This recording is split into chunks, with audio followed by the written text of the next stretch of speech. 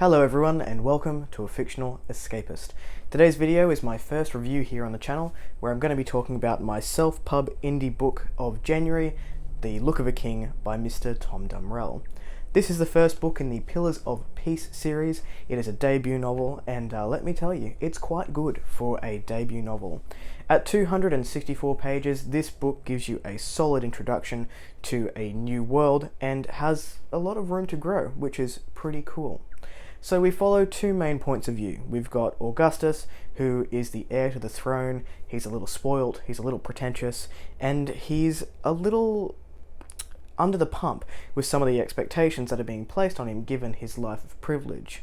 The other character we follow is a young lad by the name of Cyrus, who is depicted as a storyteller from a nearby village, and he's frustrated that his life doesn't consist of more adventure and more action because he feels like he's got a little bit more to give. For 8 years, the world has lived in relative peace because of the treaties put in place by King Anslam. But, as it turns out, maybe not all the nations were so happy with a life of peace as they once thought. When Anslan falls ill, due to an incident, it becomes up to Augustus to basically find out where the unrest is coming from. Because of the unrest that started to crop up now that the king is ill, it's the villagers and the towns are basically being ransacked, they're being attacked, and Cyrus, as one of these villagers, needs to get out. And he takes his little sister Fran and he does the only thing that he knows how to do, and that's to run. I don't want to give too much away because of spoilers, but every town that he runs to, and he and Fran run to, they're basically turned away. They're told, no, you can't come here because this town is also now being pillaged and ransacked and it's not safe for you. Go find somewhere else that is safe. Eventually what happens is, again, non-spoilery, very, very vague, is the two storylines meet up and Cyrus and Fran run into a town where Augustus happens to be, and then it's kind of up to them both to restore peace to the land and find out what's happening. I will say I was very impressed with this book as a debut novel, particularly at an under 300 page count. I think it does quite well in building up the characters, probably more so than the world. The book feels like your very typical medieval fantasy without that 600 page word count.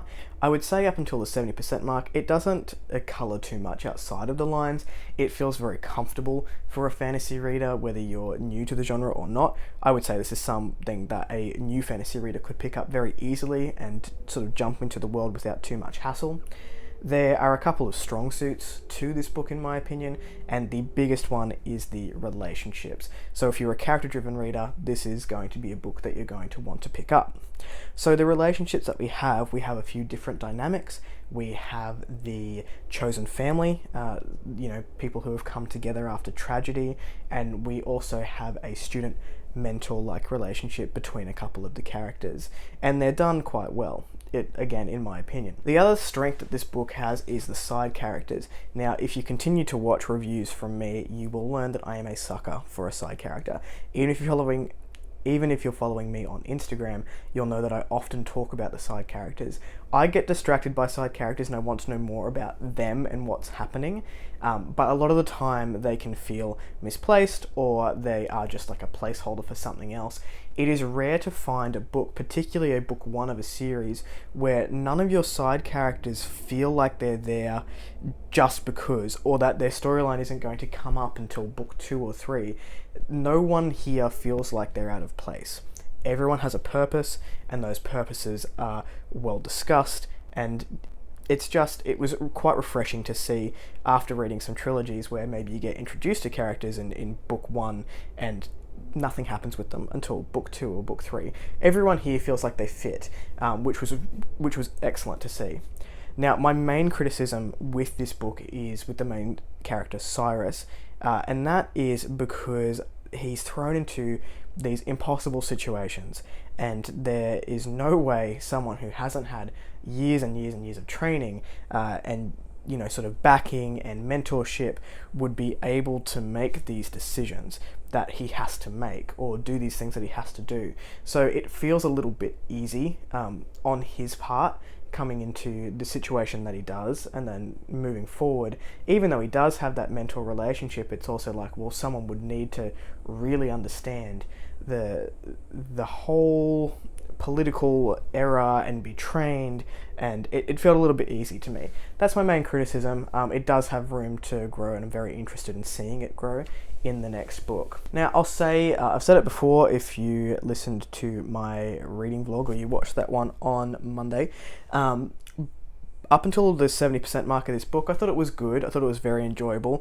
It was sitting at a 3.5 for me. Like I said, it's comfortable fantasy. Didn't colour too much outside of the box, but it was good. I liked the plot. I liked the characters. I liked that we had a plot as well as these characters with heart.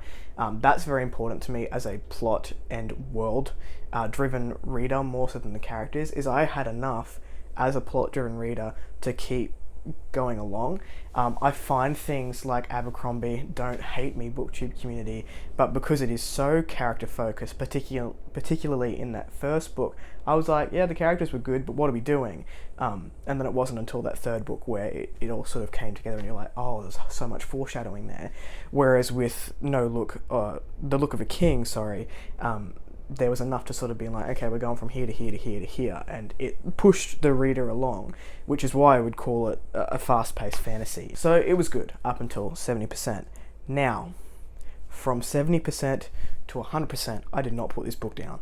It was twist after twist after twist, and it wasn't for the sake of it. The twists were intelligent, and as you found the twists, you also, you had this foreshadowing from earlier in the book, which I didn't put together, and it was like, oh, damn. And then that happened a couple of times.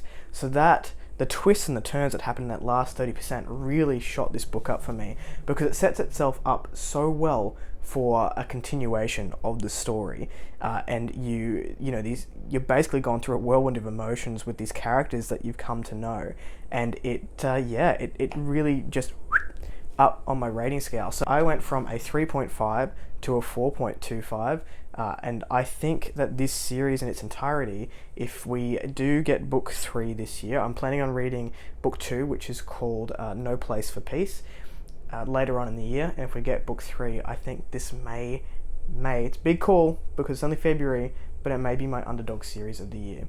I really enjoyed it. I'd highly recommend you check it out. If I had to give this book a one-line review, it would be a fast-paced, high-stakes fantasy that has a surprising amount of heart. If you like this review, do give it a thumbs up. If you want to see more of this content, you know what to do. Click subscribe if you want to, and I'll catch you in the next video. Ciao.